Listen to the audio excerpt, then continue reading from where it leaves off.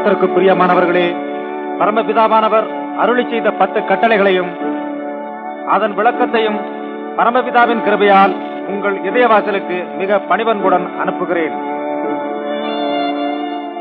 உயர்வான பரமபிதா கிருபையாலே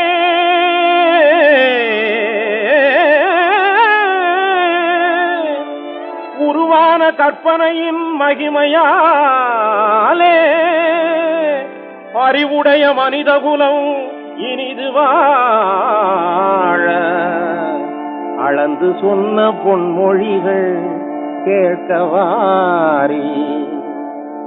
பாவிகளுக்காக பாடுபட்ட பரமபிதாவின் கட்டளை 10 பெரும் பரந்த உலகத்தை சிறப்புடன் வாழ வைத்திடும் ஞான முத்து, பேசும் மனித வாழ்க்கையின் சொத்து.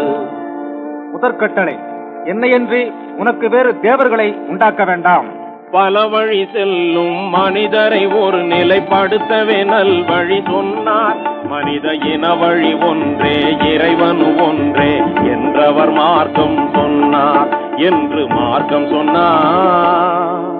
இரண்டாம் கட்டளை, மேலே வானத்திலேயும் கீழே பூமியிலேயும் பூமியின் கீழ் தண்ணீரிலேயும் உண்டாயிருக்கிற அவைகளுக்கொப்பான ஒரு சுரூபத்தையானாலும் யாதொரு விக்கிரகத்தையானாலும் நீ உனக்கு உண்டாக்க வேண்டாம்.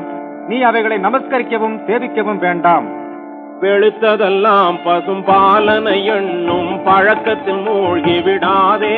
கையில் விளக்கிருந்தும் கிணற்றில் விழுந்தவன் கதை போல் ஆழ்ந்திட நீ துணியாதே என்று மார்க்கம் சொன்னார். மூன்றாம் கட்டளை, உன் தேவனாகிய கர்த்தருடைய நாமத்தை வீணிலே வழங்காதிருப்பாயாக. தேவனை வழிபடும் முறைகளை மறந்து அலைந்தவர் உலகத்தில் பலர் உண்டு. இது தெரிந்து நடக்காமல் தேவன் நாமத்தை ஜெபிப்பதினால் என்ன பலன் உண்டு? சிந்தனை செய்திடு இன்று, இதுவே மனிதனின் தொண்டு என்று மார்க்கம் சொன்னார். நான்காம் கட்டளை, ஓய்வு நாளை பரிசுத்தமாய் ஆதரிக்க நினைப்பாயாக.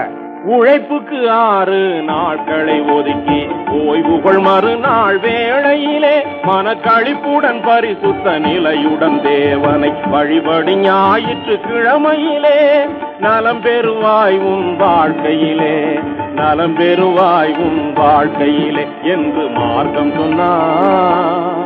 ஐந்தாவது கட்டளை, உன் தேவனாகிய கர்த்தர் உனக்கு கொடுக்கிற தேசத்திலே உன் நாட்கள் நீடித்திருப்பதற்கு உன் தகப்பனையும் உன் தாயையும் கனம் பண்ணுவாயாக.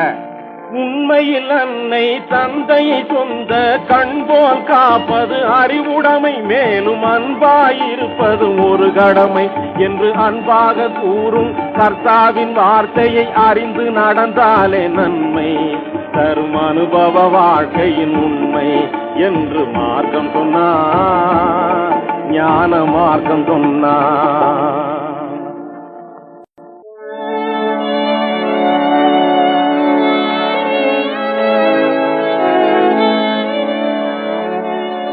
ஆறாவது கட்டளை, கொலை செய்யாதிருப்பாயாக.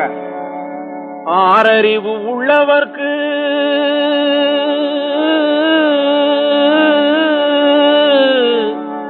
மன ஆத்திரமே பொல்லாது. தேவ வாக்கியத்தை படிப்பவர்க்கு தீய கொலை கூடாது. இழிதொழிலாம் கொலை தொழிலை செய்வதினாலே வாழ்வில் இனிப்பும் கசப்பும் 2மின்றி போகுந்தனாலே இதை எண்ணி பார்த்து உண்மை வழி காண்பதினாலே நன்மை இருக்குது பார் உலகத்திலே நீதி முன்னாலே என்று மார்க்கம் சொன்னார். ஞான மார்க்கம் சொன்னார். ஏழாவது கட்டளை, விபச்சாரம் செய்யாதிருப்பாயாக. விபச்சாரம் பெருங்குற்றம் மறக்க கூடாது.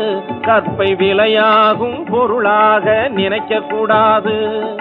தவறான வழியில் ஆண் பெண் நடக்க கூடாது. கால சந்த கடை பொம்மை போல வாழக்கூடாது என்று மார்க்கம் சொன்னார். ஞான மார்க்கம் சொன்னார். எட்டாவது கட்டளை, களவு செய்யாதிருப்பாயாக.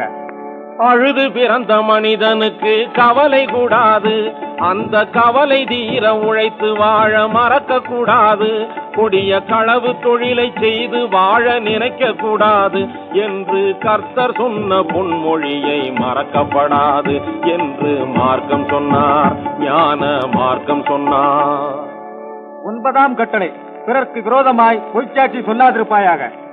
மனசாட்சி ஒரு பக்கம் இருந்திடும் போது அதற்கு மாறாக பொய் சாட்சி சொல்லக்கூடாது.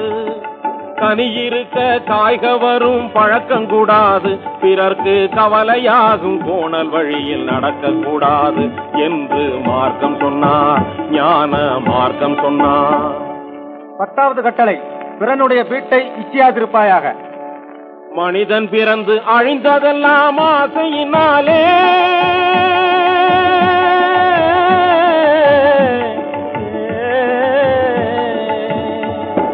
மனிதன் பிறந்து அழிந்ததெல்லாம் ஆசையினாலே, மண்ணாசையினாலே, பெண்ணாசையினாலே, பொன்னாசையினாலே. பேசும் மனிதன் வாழ நீதி கூறும் 10 கட்டளை, இது மாசிலாத பரமபிதா கூறும் கட்டளை. இதுவே 10 கட்டளை, இதுவே 10 கட்டளை.